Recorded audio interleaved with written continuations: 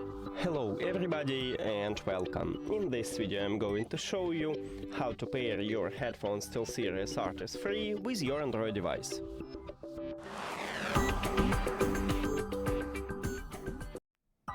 You have to start by open settings and then go to connected devices.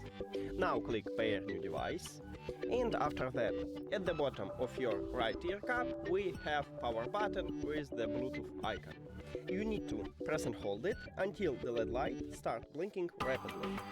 So press and hold. And now it starts blinking, but not rapidly. Oh, and here we go. Now you can release your finger and we can see these headphones at the device list. All you need to do is just tap on it and then click pair. So yeah, and we have rather many. So we just click pair and we did it. Thank you for watching this video. If you found it helpful, please consider subscribing to the channel and leave a like on the video. See you later.